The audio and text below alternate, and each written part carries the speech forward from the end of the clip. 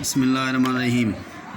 Class first year H B, مضمون اسلامیات، lecture 5 5واں، موضوع عقیدہ رسالت۔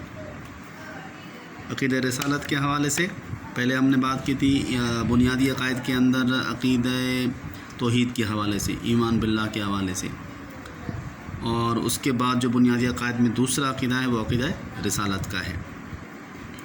اس لیے کہ عقیدہ توحید کے حوالے سے جو اللہ تعالیٰ کی پہچان کا جو سب سے بڑا ذریعہ وہ انبیاء اکرام تھے، تو انبیاء اکرام کے اوپر ایمان لانا اور انبیاء اکرام کے حوالے سے جتنی بھی باتیں ہیں ان کو کہتے ہیں عقیدہ رسالت کے حوالے سے، ان کو کہتے ہیں عقیدہ رسالت۔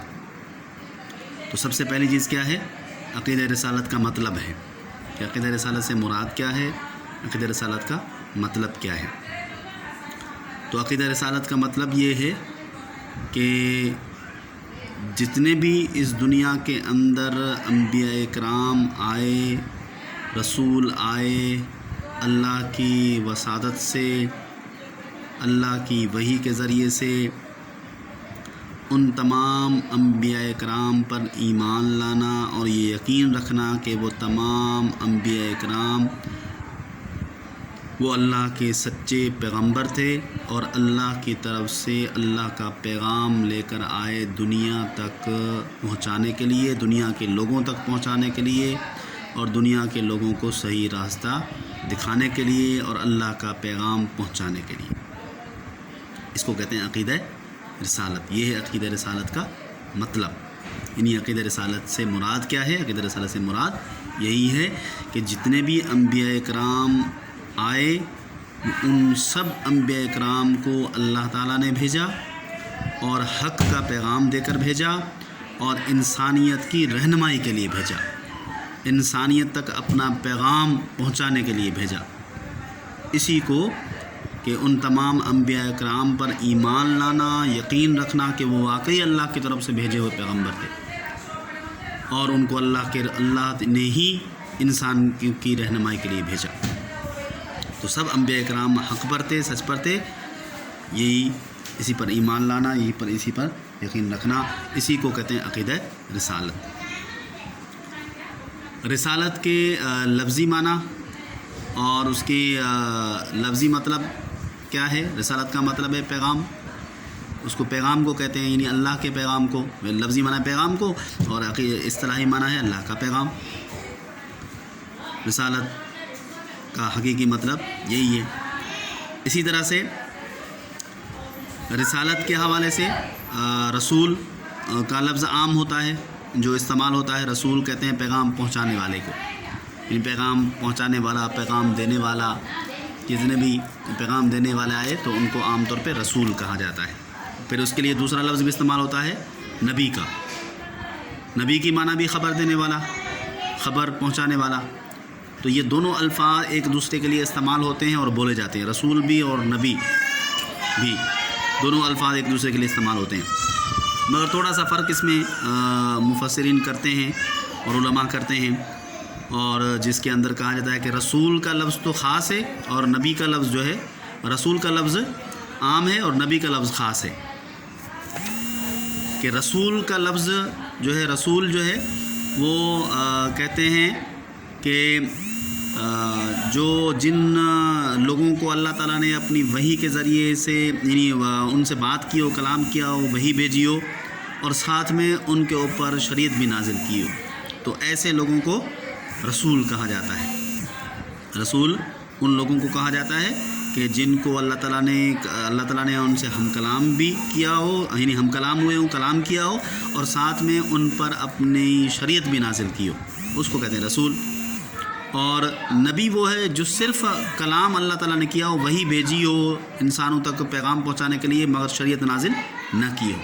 تو اس لیے چھوٹا سا یہ رسول اور نبی کے فرق کے حوالے سے یہ بات کی جاتی ہے، اس کے لیے کہ رسول اور نبی کے اندر جو فرق ہے وہ تھوڑا سا یہ ہے۔ اس کے علاوہ بھی فرق ہو سکتا ہے، مگر عام طور پہ جو مختصراً فرق نکالتے ہیں وہ اس طرح سے کرتے ہیں۔ اسے جس شخص پر شریعت نازل ہوئی ہو وہی کے ساتھ، کلام کے ساتھ، تو اس کو رسول کہا جاتا ہے، اور جس کے ساتھ صرف کلام کیا ہو، شریعت نازل نہ کی ہو، اس کو نبی کہا جاتا ہے۔ تو نبی کا لفظ جو ہے وہ عام طور پہ آپ دیکھیں کہ جو ہے رسول کو نبی بھی کہہ سکتے ہیں اور رسول بھی کہہ سکتے ہیں، مگر نبی کو رسول نہیں کہہ سکتے، اس لیے کہ اس پر شریعت نازل نہیں ہوتی. تو یہ تھوڑا سا فرق ہے. پھر اس کے اندر رسالت کا تعلق اور رسول کا تعلق چونکہ وحی کے ساتھ ہے، اس لیے کہ جو رسول منتخب ہوتا ہے وہ وحی کے ذریعے سے ہوتا ہے، کلام کے ذریعے سے. یعنی ایک طریقہ ہے کلام کا، اللہ تعالیٰ کا کلام کرنا، بولنا کسی انسان کے ساتھ، تو اس کو عام طور پہ وحی کہا جاتا ہے. تو اسی وحی یعنی رسالت کا تعلق وحی سے ہے. اور وحی یوں سمجھ لیں کہ یہ ایک اٹل اللہ کا کلام، مطلب اللہ کا علم، یعنی اللہ تعالیٰ علم دیتا ہے، کسی کو چیز کوئی سکھاتا ہے، بتاتا ہے، تو یہ تو اٹل علم ہے، اس کو علم یعنی قطعی کہا جاتا ہے. یعنی ایسا علم جس کے اندر کوئی شک و شبہ نہیں ہو سکتا، کوئی گنجائش نہیں ہو سکتی. تو وحی اور رسالت یہ دونوں لازم و ملزوم ہیں. اس لیے رسالت کے لیے بھی ضروری ہے کہ وحی کا مطلب انسان سمجھے. اور وحی کی لفظی معنی ہے اشارتاً، اشارے کے طور پہ دل میں بات ڈالی جائے، اشارے کے طور پہ بات کی جائے، اس کو کہتے ہیں لفظی مطلب. اصطلاحی مطلب یہ کہ اللہ تعالیٰ کسی بھی انسان سے کلام کرتا ہے، بات کرتا ہے، تو یا تو اشارے کے طور پہ کرتا ہے، یا جو ہے انسان کے ساتھ بات کرتا ہے پردے کے پیچھے بات کرتا ہے، یا انسان کو بات کرتا ہے انسان سے کسی فرشتے کے ذریعے سے بات کرتا ہے. تو یہ وحی کا مطلب آ جاتا ہے، جس کے اندر وحی کے طریقے کے حوالے سے بات کی گئی ہے کہ یا تو پہلا ہے اشارتاً اللہ تعالیٰ بات کرتا ہے، یا دوسرا ہے پردے کے پیچھے سے، اور تیسرا ہے فرشتے کے ذریعے سے. اور قرآن نے بھی آپ دیکھیں، قرآن کی جو آیت ہے، قرآن کی آیت کے اندر بھی اسی کا طرف اشارہ کیا گیا ہے. ماں کان، یہ بک کے اندر بھی آپ دیکھ سکتے ہیں کہ ماں کان لبشر ان یکلمہ اللہ الا وحیا او من وراء حجاب او یرسل رسولا فیوحی باذنہ ما یشاء. کہ کسی بھی انسان سے اللہ تعالیٰ کلام کرتا ہے تو یا تو براہ راست کرتا ہے، یعنی دل میں بات ڈال دیتا ہے اشارے کے طور پہ، اور یہاں پردے کے پیچھے سے، یا اس کو وحی کرتا ہے کسی قاصد کے ذریعے سے، یعنی کسی فرشتے کے ذریعے سے. تو یہ جو ہے وحی کے حوالے سے بات کی گئی ہے کہ وحی کے اندر اللہ تعالیٰ ذریعے سے انسان سے بات کرتا ہے، اور وحی کے طریقے بتائے گئے کہ ان طریقوں کے ذریعے سے انسان سے اللہ تعالیٰ ہم کلام ہوتے ہیں. باقی اس کے علاوہ وحی کے حوالے سے جو طریقے بتائے گئے ہیں، اب ان طریقوں کے اندر بھی یہ بات ہے کہ جو وحی ہوتی ہے اشارے کے طور پہ، یا پردے کے پیچھے سے، یا فرشتے کے ذریعے سے، تو ان فرشتوں کے ذریعے سے بھی جو وحی کی کیفیت ہے، یعنی وحی کی کیفیت بڑی سخت قسم کی کیفیت ہے. جب اللہ کے نبی پر وحی نازل ہوتی تھی تو بڑا بوجھ ان پر ہوتا تھا. یعنی اگر کہیں کسی سواری پر ہیں تو وحی نازل ہو گئی تو وہ سواری اس بوجھ کی وجہ سے بیٹھ جاتی تھی، اتنا بوجھ پڑتا تھا. اس کا مطلب ہے وحی کی کیفیت کا ہونا، یعنی نازل ہونا بڑا سخت قسم ہوتا تھا، مشکل ہوتا تھا. مگر آپ صلی اللہ علیہ وسلم جو ہے اس سے اندازہ ہم کر سکتے ہیں کہ کتنا بوجھ پڑتا تھا وحی کے ذریعے وسلم کے اوپر.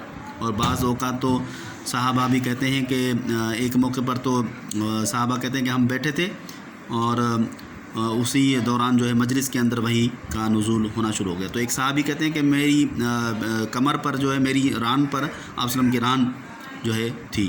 جیسے ہی وحی نازل ہوئی تو میری ران پر اتنا بوجھ پڑا کہ مجھے لگا کہ میری کمر جو ہے، ران جو ہے وہ ٹوٹنے والی ہے. اس سے اندازہ ہوتا ہے کہ وحی کا کتنا بوجھ تھا. تو یہ وحی کی کیفیت تھی، جس کے طریقے سے پھر اس وحی کی کیفیت کو آپ صلی اللہ علیہ وسلم نے حدیث کے اندر بھی ذکر کیا ہے، جس کا ذکر ابھی ہم نے کیا، مثال بھی تھی صحابہ کی، اور اس سے بھی ایک اندازہ ہوتا ہے. دوسرا یہ بھی ہے کہ آپ صلی اللہ علیہ وسلم نے وحی کے حوالے سے صحابہ اکرام کو بتایا کہ وحی جب کا نزول ہوتا ہے تو اس کی کیفیت ایسے ہوتی ہے جیسے گھنٹی کی آواز بج رہی ہو، جیسے بھنبھناہٹ کی آواز ہو. صحابہ بھی خود کہتے تھے کہ جب وحی نازل ہوتی ہے آپ وسلم کے اوپر تو جیسے ہمارے کانوں میں جیسے گنگنانے کی آواز ہو، جیسے گھنٹی کی آواز بج رہی ہو. تو حدیث کے اندر یہ اس چیز کی طرف اشارہ کیا ہے کہ جو وحی کا طریقہ پہلا اشارتاً اس کے اندر ایسی چیز تھی، ایسی گھنٹی کی آواز اور بنبناہٹ کی آواز. اور یہ جو آواز تھی اس طرح سے جو وحی نازل ہوتی تھی اشارے کے طور پہ، تو یہ بڑا یعنی مشکل ہوتا تھا وقت، یعنی سخت اس کا بوجھ پڑتا تھا. تو اشارتاً کے طور پہ جو وحی نازل ہوتی تھی وہ بڑے سخت قسم کے طریقے سے نازل ہوتی تھی. اور آپ صلی اللہ علیہ وسلم کی حالت بھی بڑی جو ہے دیدنی ہوتی تھی کہ ان کے ایسا لگتا جیسے ان کے اوپر بوجھ جو ہے وہ رکھا گیا. اور پھر اس کے علاوہ دوسرا طریقہ پردے کے پیچھے سے، جو پردے کے پیچھے نازل ہونے کا مطلب یہ کہ جیسے آپ صلی اللہ علیہ وسلم کے علاوہ جو اس سے پہلے جو حضرت موسیٰ علیہ السلام کے اوپر اللہ تعالیٰ نے وحی نازل کی تھی تو پردے کے پیچھے نازل کی تھی، بغیر حجاب کے، یعنی بغیر حجاب کے نہیں بلکہ پردے کے اندر نازل کی تھی. تو اور تیسرا جو طریقہ تھا فرشتے کے ذریعے. اب فرشتے کے ذریعے سے نازل ہونے کا مطلب یہ ہے کہ فرشتے کو اللہ تعالیٰ بھیجتا ہے نہیں، اور فرشتے کے اندر سب سے بڑا فرشتہ جبرائیل امین تھے. ان کا کام تھا وحی کو پہنچانا، وحی نازل کرنے کا ذریعہ وہی تھے. تو فرشتے کو اللہ تعالیٰ بھیجتے. پھر فرشتے کے ذریعے سے نازل ہونے کے اندر بھی ایک چیز یہ تھی کہ یوں سمجھ لے کہ اس فرشتے کے اندر بھی دو طریقے تھے. ایک تو فرشتے کا اصلی شکل میں آنا اور دوسرا فرشتے کا انسانی شکل میں آنا. تو فرشتے کبھی بھی اصلی شکل میں، یعنی جبرائیل امین اصلی شکل میں نہیں آئے وہی لے کر، ہمیشہ وہ کسی نہ کسی دوسرے صحابی کی شکل میں آئے. اور یہ جو صحابی کی شکل تھی، یعنی انسان کی شکل میں، یہ سب سے زیادہ آسان طریقہ تھا وحی کا. اس لیے یعنی اکثر طور پر آپ صلی اللہ علیہ وسلم کو وحی آتی تھی فرشتے کے ذریعے سے، یعنی جبرائیل امین کے ذریعے سے، تو وہ کسی انسانی شکل میں آتی تھی اور وہ سب سے زیادہ آسان طریقہ ہوتا تھا. سب سے زیادہ مشکل طریقہ اشارہ اور سب سے زیادہ آسان طریقہ فرشتے کا انسانی شکل میں آنا. اور فرشتے کا اصلی شکل میں آنا یہ صرف 2 مرتبہ ہوا ہے. جب وحی کے نازل ہونے کے اندر جب آپ صلی اللہ علیہ وسلم ایک تو بچپن میں جب تھے آپ، جب آپ صلی اللہ علیہ وسلم کے سینے کو چاک کر دیتے حضرت حلیمہ رضی اللہ عنہا کے پاس، تو اس وقت اصلی شکل میں آئے تھے جبرائیل امین ان کے سامنے. اور دوسرا جب وحی کا نزول ہوا تو دوسری بار جب وحی کا نزول ہوا، پہلی وحی نازل ہوئی غار حرا کے اندر اقرا بسم رب کے نام کے سامنے، اور دوسری اس پہلی وحی کے بعد کافی عرصہ جو ہے وحی رک گئی. اور پھر اس کے بعد دوسری مرتبہ جب وحی کا نزول ہوا تقریباً 6 مہینے کے بعد یا 1 سال کے بعد، جب آپ صلی اللہ علیہ وسلم سفر پہ تھے اور سواری پر تھے، تو اس وقت دوسری وحی نازل ہوئی یا ایھا المدثر کے نام سے اور یا ایھا المزمل کے نام سے، کہ آپ صلی اللہ علیہ وسلم اس وقت جو ہے فرشتے جو ہے جبرائیل امین اصلی شکل میں نزل آئے ان کو. باقی اس کے علاوہ کبھی بھی آپ صلی اللہ علیہ وسلم کے سامنے وہ فرشتہ یعنی جبرائیل امین اصل شکل میں نہیں آئے. تو اس طرح سے وحی کا آغاز ہوا، وحی کا نزول ہوا، اور وحی کے ذریعے سے اللہ کے نے اپنا کلام کیا، پیغام پہنچایا انسانیت کی طرف، لوگوں کی طرف، تاکہ انسانیت جو ہے وہ صحیح راستے پر آئے. تو یہ باتیں تھیں عقیدہ رسالت کے حوالے سے، بنیادی باتیں تھیں جس کا ذکر ہم نے کیا. باقی رسالت کے حوالے سے کچھ اور باتیں ہیں جو ہم ذکر کریں گے بعد میں. امید ہے یہاں تک جو بات ہم نے کی وہ سمجھ آ گئی ہوگی. شکریہ.